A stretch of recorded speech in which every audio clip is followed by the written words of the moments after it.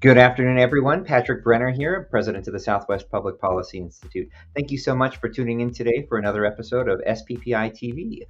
We are here today with Professor Katherine Spilde. She is a, hang on, I don't want to mess this up, Katherine. Hang on just a second. Professor and endowed chair at San Diego State University. Thank you so much for joining us today, Dr. Spilde. It is a pleasure to have you on with us. And we're going to be talking today about the recent Supreme Court decision that was handed down just last week in the Haaland v. Brackeen case. And we're going to talk about why that is such a victory for tribal sovereignty and so important for protecting and preserving the rights of tribal governments across the country.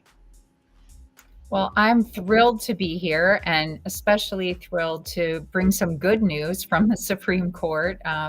Of course, all of us that follow, and work heavily on tribal rights and tribal sovereign issues, we've been anticipating this, but actually a lot of our talking points have been on the other side, really not anticipating a victory, to be honest. And so it's pretty exciting to redirect and come on your show today to talk about the victory that we did have, and also, to look forward to some of the threats that might still remain that might be out there that are or almost indicated by some of the language in the Supreme Court decision. So I'm really honored and happy to be here today to talk about this with you.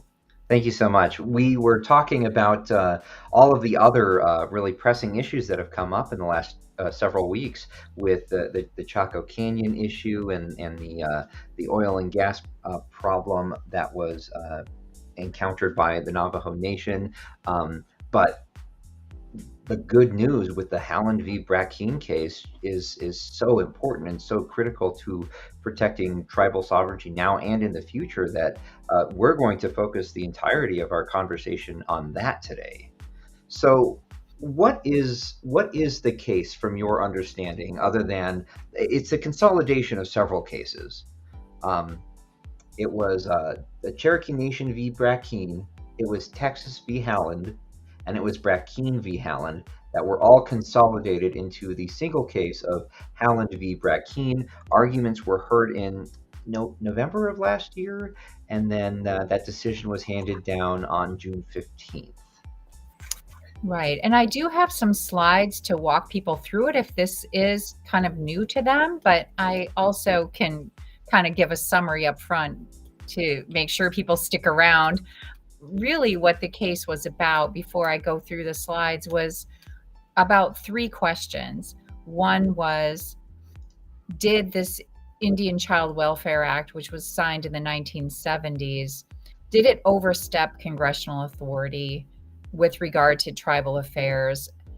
Number two, did it commandeer state actions and state law in an unconstitutional way around the 10th Amendment? And number three, did it violate equal protection with regard to Native child placements? And so, the short answer is the Supreme Court shot down those first two and said, absolutely, Congress has authority to do this, that the federal interest in Indian country and in tribal rights preempts the state law and the state interest in every case. Number two, it's not anti-commandeering, again, because of that significant federal interest in tribal affairs. And then three, the equal protection question was really just relieved on standing, saying that this wasn't the proper venue, since those who were brought in front of the court were not those implementing the law, and that was, kind of something that would have been more appropriate for a state at the state level, since that's where these things are implemented. So it did leave the equal protection hanging out there, which is one of the things that we'll follow up with in terms of ... What should we be worried about, in spite of this victory lap, that there's more caution ahead and more work to do. Right. Let's talk about where the case originated, though. What are the details surrounding it? My understanding is that there's a family that is located in Texas, and they were trying to adopt a Native American child into their family, and the tribe that Native American child belonged to objected.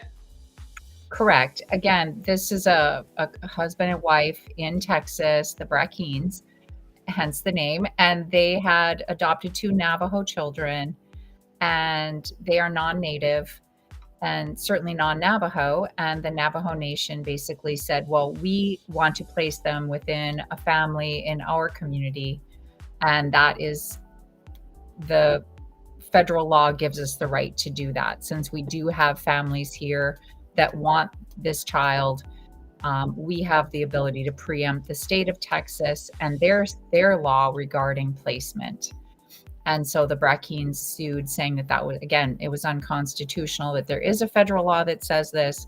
Number two, that the federal law basically dictating and taking that child out of the Texas state placement sort of process and removing that child to go back to the Navajo Nation, to that child's own community, was a commandeering act, which, you know, violates the anti-commandeering statute. And that number three, you know, there was that the best interests of the child weren't being considered, hence equal protection, because the tribal rights were dominating.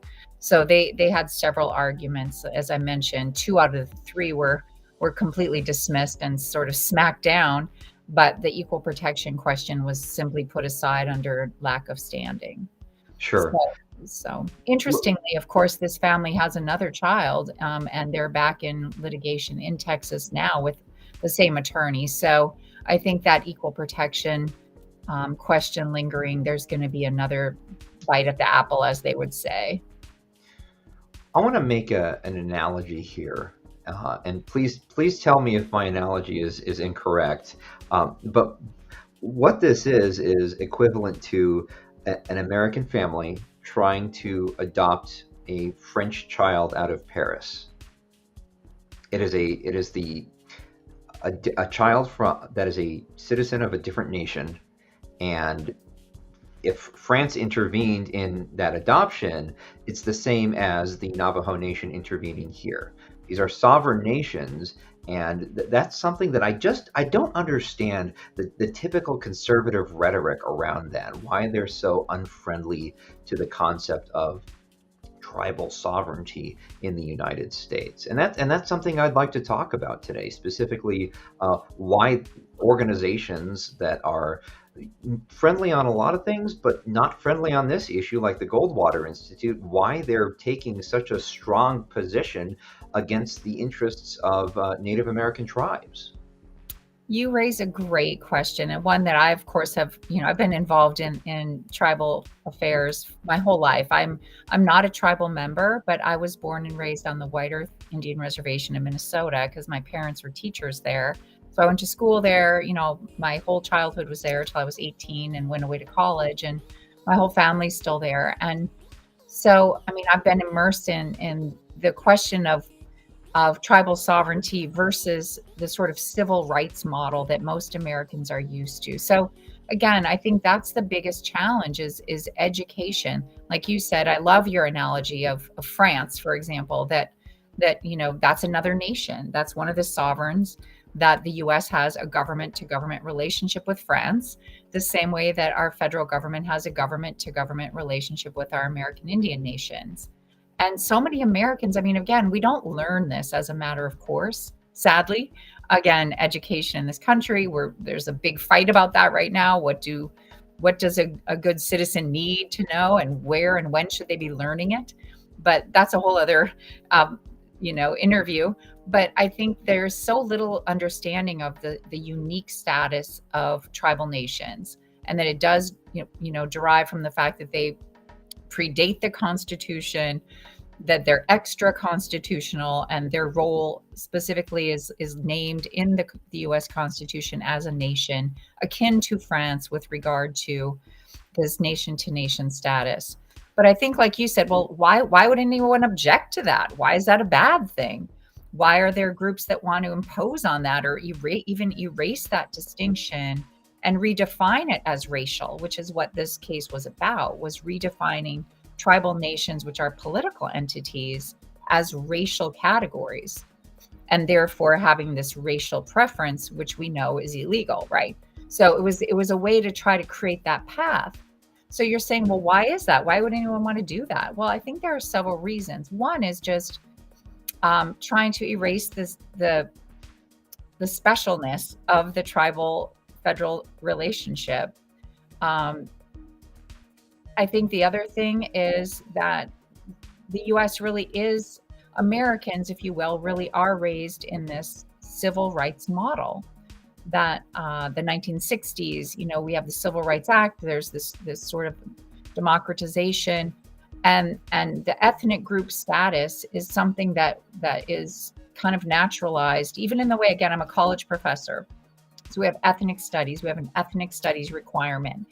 Well, what is ethnic studies? We have African American studies, Asian American studies, Latino, Latinx studies, and then we have women's studies, but we also have Native American studies. So that kind of implies that there are these ethnic groups, these minority communities that we need to study as part of the melting pot of America. But that is not true. That is not how American Indians fit into the system.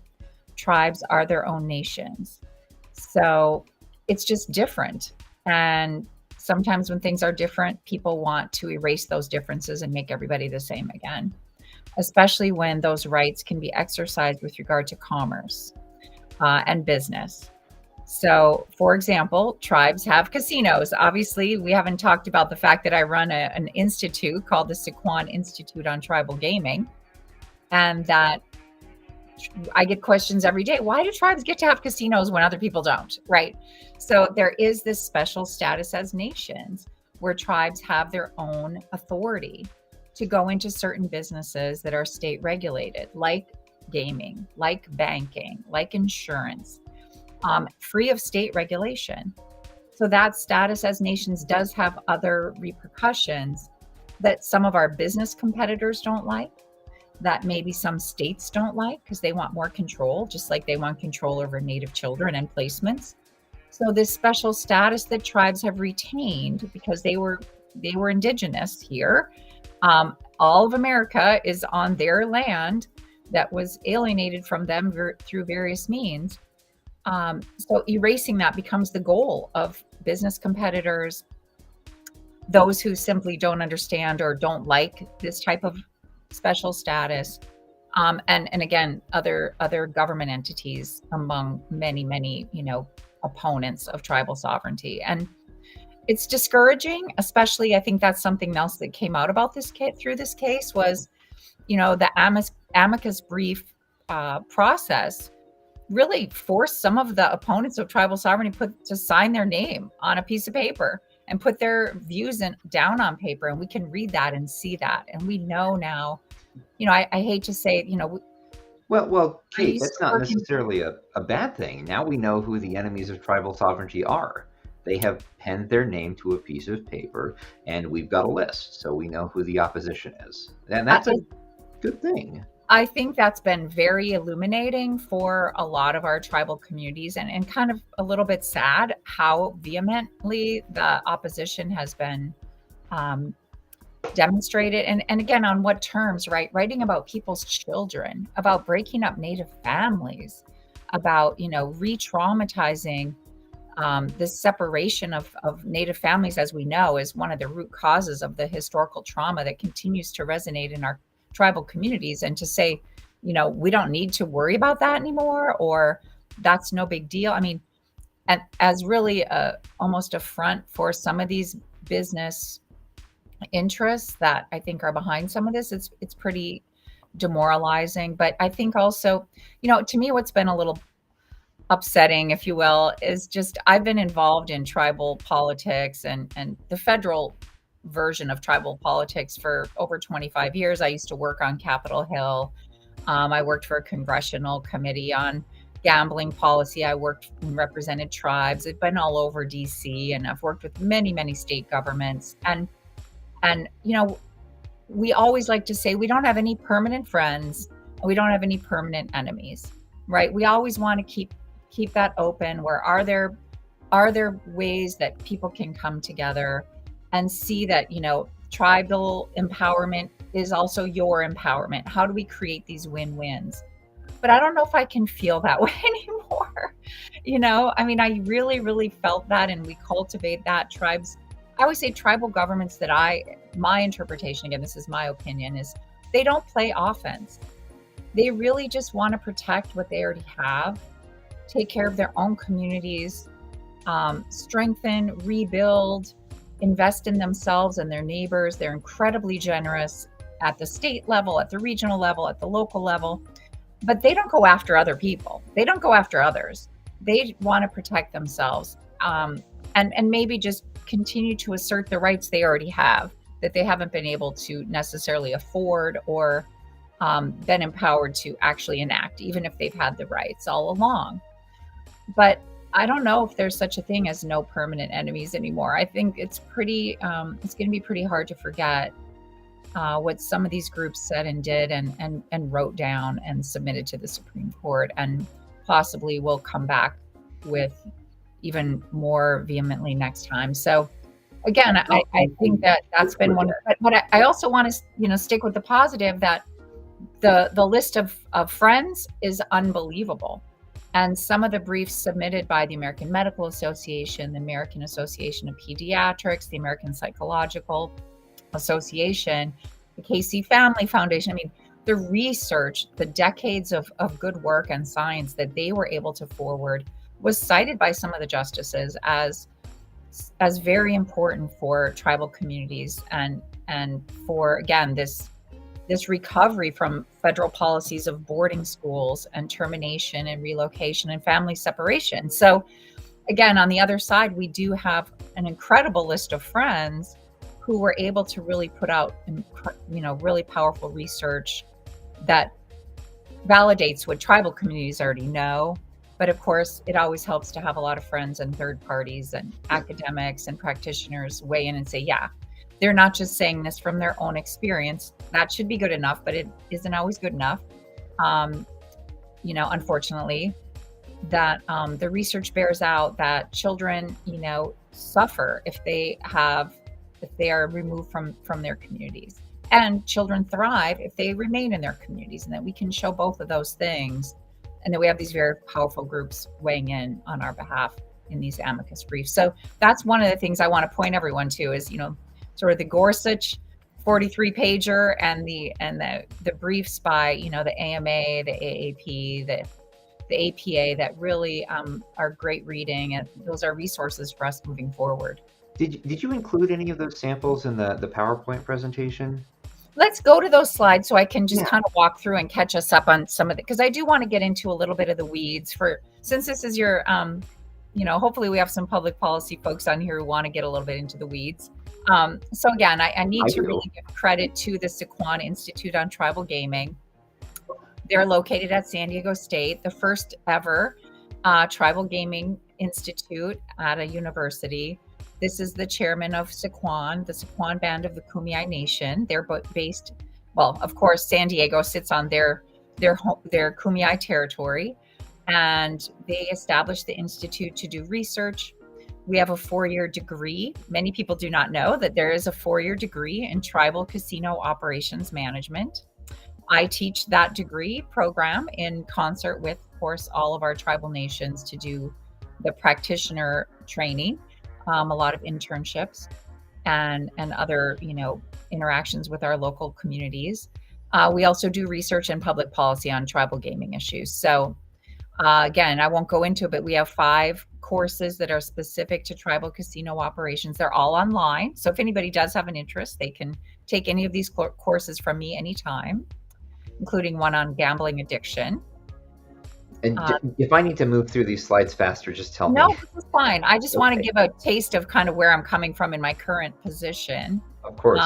So the next slide is, I believe, again, just to really boil down, what do you study when you do a 4-year degree in tribal casino operations management? And like you alluded to at the very beginning, we really double down on the fact that tribes are governments first, but those governments don't tax. The tribal government does not have a tax base to operate. So the tribal governments need to run businesses in order to fund basic services. So like any government, the tribe has roads, schools, they have hospitals in some cases, they have social services, they have fire, they have law enforcement. How would a government pay for that if they don't have a tax base? Well, our tribes have to operate businesses. In this case, casinos, gas stations, restaurants, hotels, resorts.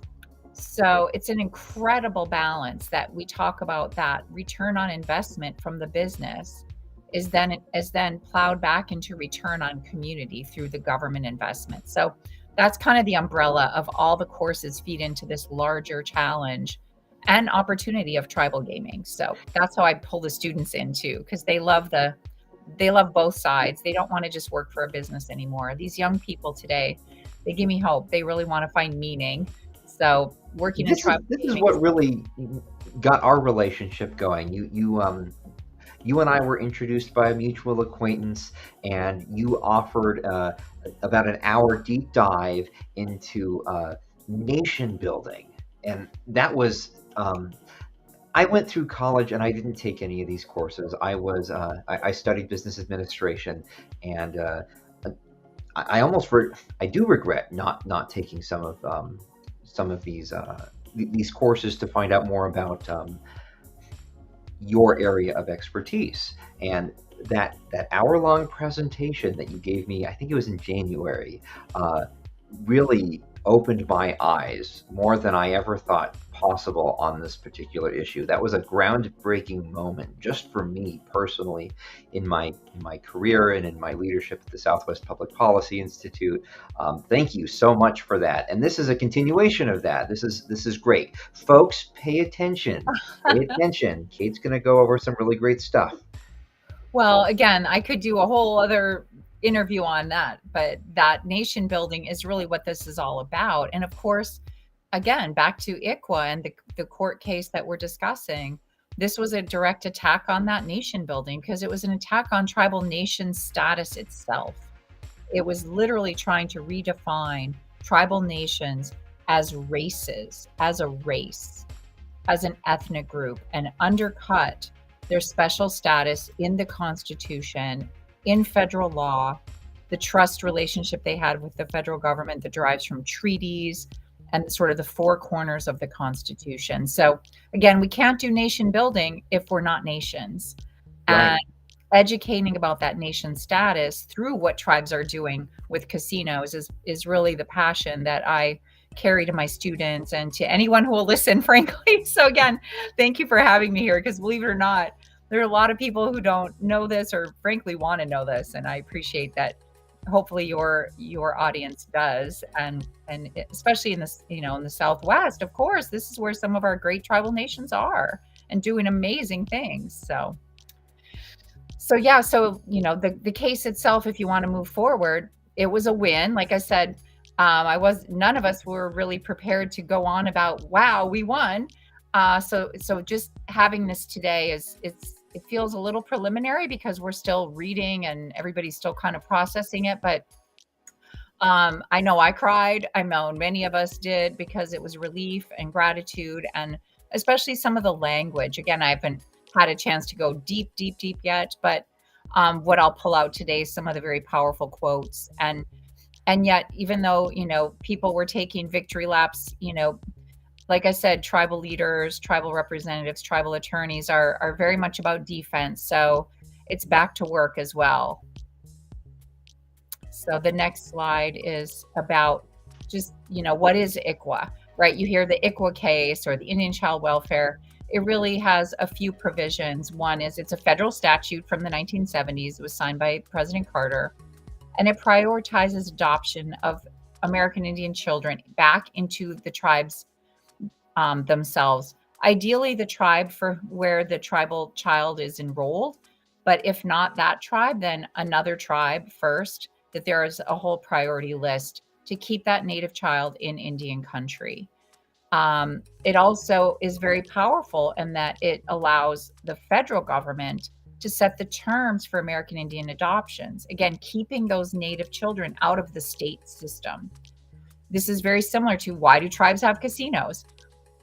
Tribes aren't subject generally to the state law on anything. Why would they be subject to the state law on where their children go? And the whole point of ICWA, and it was in the 1970s during what we call the self-determination era, it was really a reversal of the prior era, which was the termination era, where tribes were being erased, where tribal communities were being broken up through relocation and through the boarding schools, where literally families were separated, children were put in boarding schools, and in many cases died there, or at least had their, connections to their families and their communities severed. And that is still being repaired, if it can be, in many of our tribal communities. So ICRA was a very, very powerful statement of federal preservation, of tribal communities strengthening, and separating tribes from states. So that's what this was sort of all about. So the next slide talks about, the Brackeens. And again, they had adopted some, 2 children from the Navajo that were Navajo. And the Navajo Nation basically said, no, we want them back here. And the state of Texas says, well, we are in charge of children's placement. So you, Navajo Nation, through the federal government and through ICWA, this federal law, can't come into our state and tell us how to place this child, because this is a state issue. And so the family and their attorneys challenged ICWA, saying it was unconstitutional because Congress exceeded its authority by creating ICWA, because it commandeers state agencies to basically give up the child out of their state process back to a tribal nation, whether they want to or not. And that it violates the equal protection principle, because it's not allowing the state to determine the best interests of the child, and it's doing so based on race. So again, that equal protection really is kind of the most serious of the 3, because it does try to redefine tribes as a race in order to make the case of equal protection, rather than sovereign immunity, which is a whole other category. So the next slide shows that, what did the Supreme Court say on these 3 things? First, it really is about redefining tribes as a race. And as I mentioned, I think it's easy for most people to kind of go there, because they think, well, yeah, I mean, that's this ethnic group model, this civil rights model is what Americans are used to. But that it takes effort to learn something new. And to understand that there's a whole other world here, that Indian country, Native nations, the US Constitution, as I mentioned, where do you learn this? Maybe you get a class in college and you get lucky. Maybe you run the Southwest Public Policy Institute and you hear it from me many years later. I mean, It's really kind of ad hoc. I grew up on an Indian reservation, so I was lucky. I was immersed in this. I've studied this in college, but I get so many of my students in college, Native and non-Native, and they just get upset. They're like, why didn't I learn this before? We didn't go over any of this when I was in high school, and I graduated high school in Los Alamos County, 13 years ago. And we didn't cover any of this. I mean, we didn't cover it in the state history classes. We didn't cover it in any of the government classes. It was woefully insufficient, didn't address any of this. And I thought that was a tremendous oversight, given that in order to leave the city of Los Alamos, the town of Los Alamos, and head down to Albuquerque just to go to the airport, you're transiting through multiple different sovereign nations on the way. And the fact that they didn't address that for any of their students, and it's not covered in any of the curriculum mandates, is an oversight. Yeah, I mean, like I said, I love when my students get riled up, because they just say, why didn't we learn this before? Everyone should know this. And I said, oh. Kate, I'm already getting riled up. Stop it. Okay, so keep going. Believe me, you'll get excited and then you'll get scared. So, I mean, the thing that was very hurtful about this, but also, frankly, I felt very diabolical and possibly was going to be successful. I think this is what all of us were worried about with regard to talking points if we lost, was that, opposition to tribal sovereignty is ongoing, right? As I mentioned, we have business competitors in the casino industry who are frankly very frustrated that tribal governments can or operate casinos where maybe they can't. Certainly, oil and gas companies are frustrated or jealous or envious of tribes that have drilling rights, like in North Dakota or the Southwest. So there's a lot of opposition by business interests, and like I said, states also don't like to feel like they're losing authority on many issues, whether it's banking or child placement. They just don't like feeling like they need to cede any of their power or money to tribal nations. So when opponents have taken us on tribal rights on in the casino context or in the oil and gas context, they lose. Even water rights, generally they lose. And so a lot of that has come back to the Indian Commerce Clause of the U.S. Constitution, saying this is the source of the tribe's special relationship. Tribes are not a race, they're not an ethnic group, they are a nation. Just check out the Indian Commerce Clause. So over the years, the opponents, especially some of the business opponents in gaming and oil and gas, realized, well, then let's go after tribal rights in a non-commerce context. ICWA deals with children and adoption. Children are not commerce.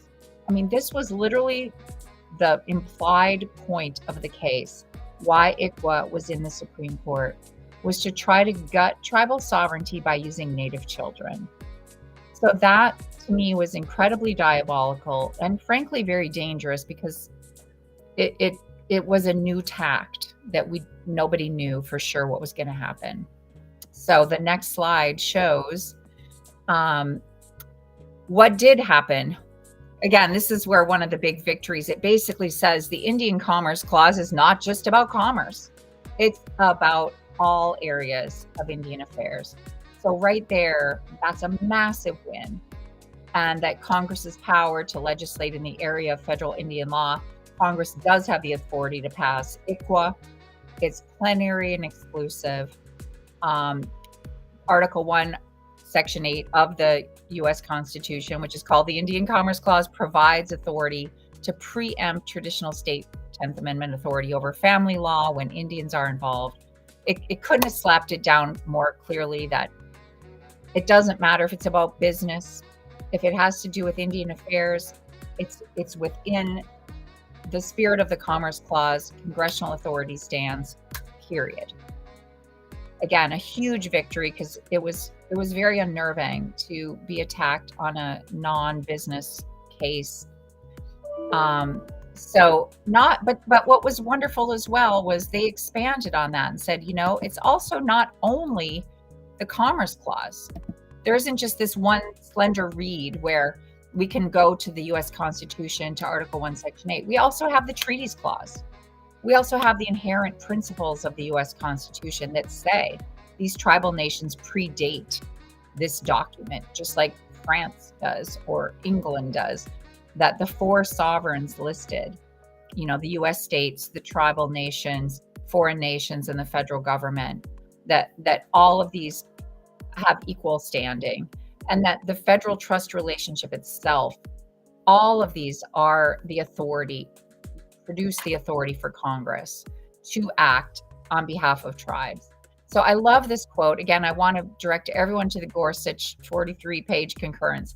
In adopting ICWA, Congress exercised that lawful authority to secure the right of Indian parents to raise their families as they please, the right of Indian children to grow in their culture, and the right of Indian communities to resist fading into the twilight of history.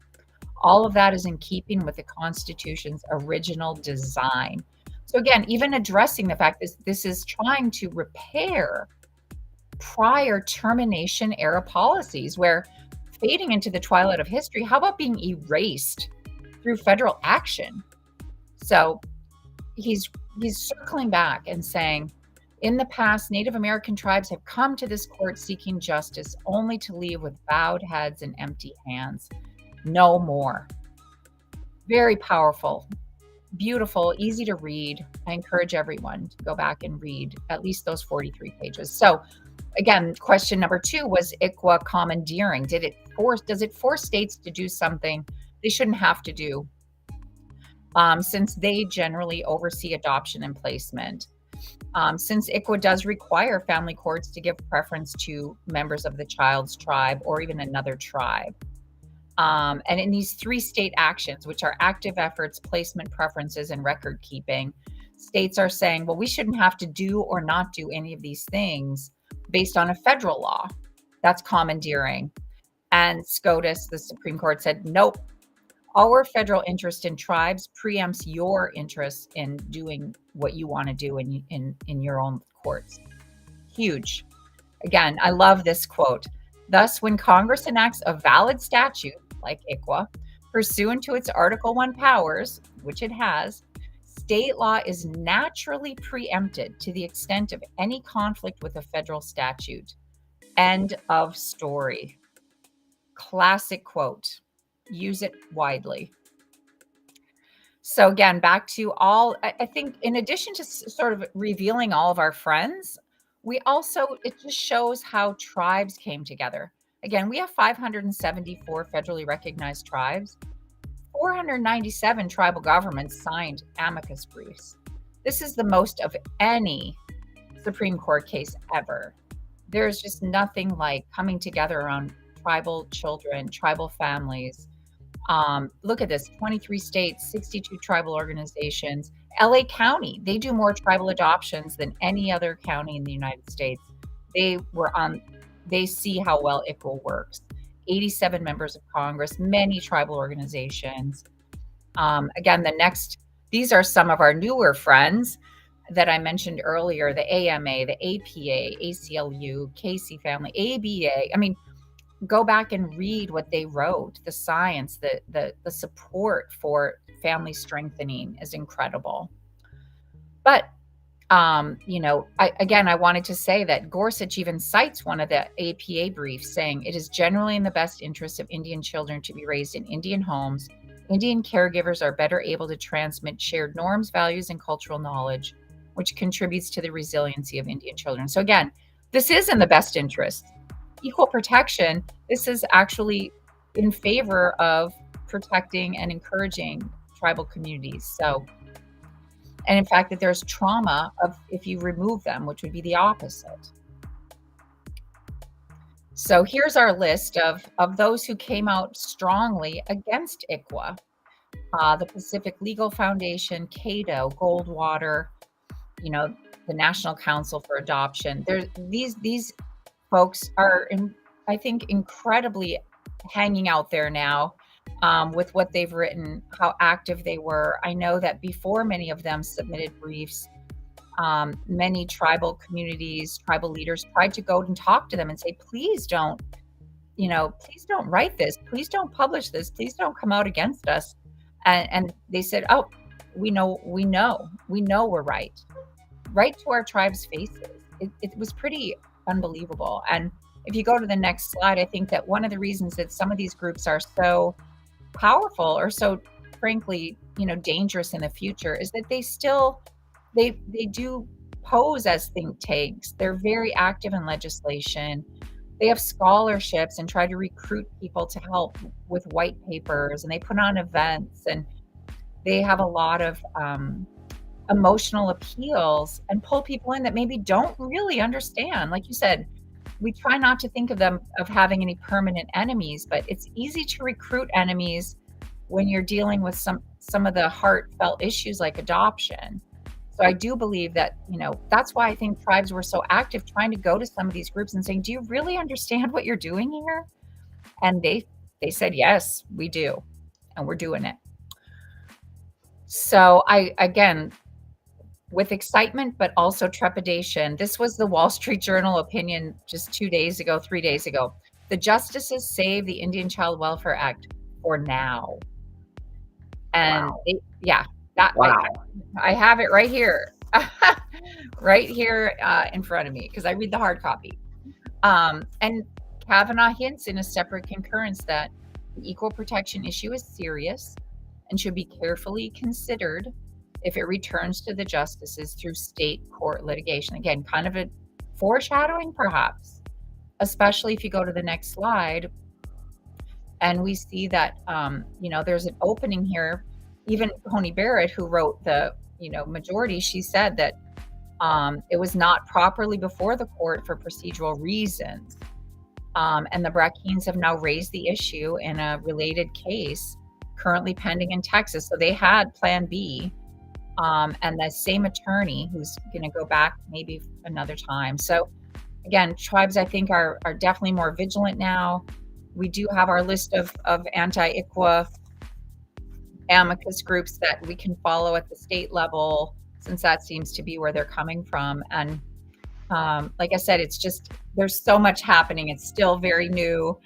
This was kind of my preliminary overview that I wanted to share with you, just to bring people back in who haven't been paying attention, or who maybe saw it and didn't really know the deep contours. There's so much more here even than I even can get to in a week or week and a half. But I'm just so grateful for you making the time on your show to talk about thank you so much for joining us. I really appreciate it. I was really disappointed to see both Cato Institute and the Pacific Legal Foundation on the list of anti-tribal sovereignty advocates.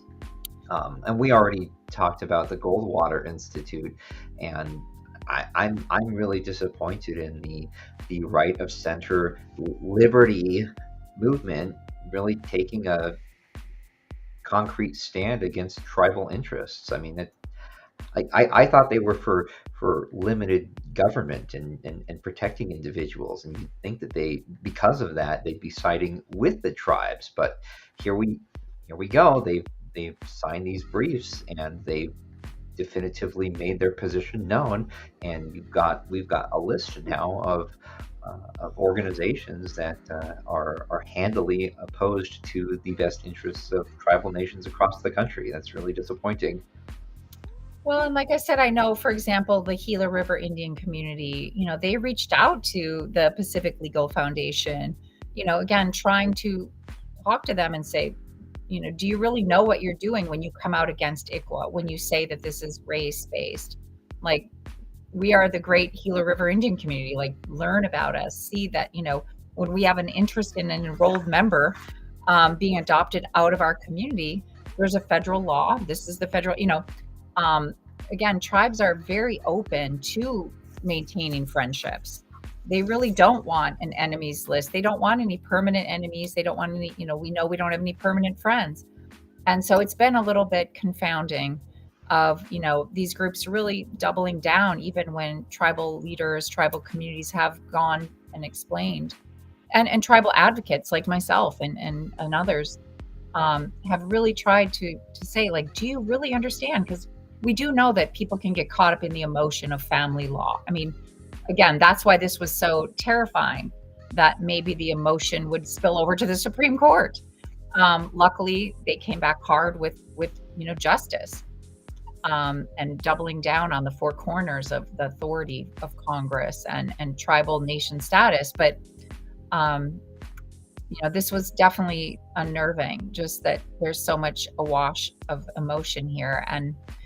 And when tribal leaders would go in and say, don't you understand that we want to bring this child home?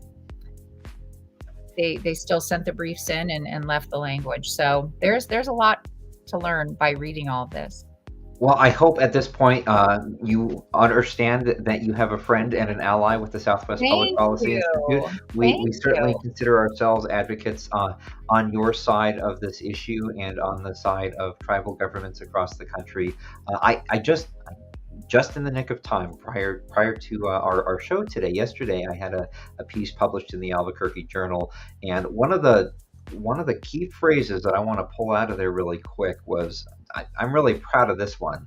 ICWA considers tribal membership in the preservation of Native American heritage, ensuring that these children are not forcibly assimilated into non-Native households. I stand by that statement. Doubly so today than ever before. Dr. Spilde, it was a pleasure having you on. Ladies and gentlemen, you are listening to episode 14 of SPPI-TV Indian Country. You can learn more about Kate at katespilde.com. I'll get that up on the screen really quick. Kate, I know you have something else going on this afternoon. I want to be cognizant of your time. Thank you so much for joining us today here at the Thank you for Southwest Public having Policy me. Institute.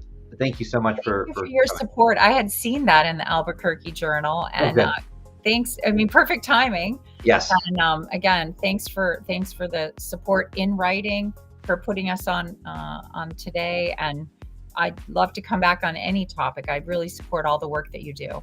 Well, I hope that we can get you back on sooner than later. Thank you again so much, Dr. Spilde. It was a pleasure. Thank you so much. Ladies and gentlemen, that was episode 14 of SPPI-TV Indian Country. My name is Patrick Brenner. I'm the president of the Southwest Public Policy Institute. SPPI is a 501c3 nonprofit. As a result of that, you can make a contribution to the Institute at donate.southwestpolicy.com. Contributions to the Institute are tax deductible. You can join us every Friday. Every Friday, we live stream episodes of SPPI TV at 1 o'clock p.m. Mountain Time. We go live on Facebook, on YouTube, on Twitter, and LinkedIn, and everything else. And then we syndicate the episodes to your favorite podcasting service. Well, hopefully I can get those all done before Saturday. But thank you again, ladies and gentlemen, so much for joining me today. You heard from Kate Spilde discussing all of the great victories that were present in the Supreme Court decision in Haaland v. Brackeen. We're very pleased with the decision of the court, and we stand with our tribal allies at the Southwest Public Policy Institute. Ladies and gentlemen, thank you again so much. You all have a great day, a fantastic weekend, and I will see you next Friday.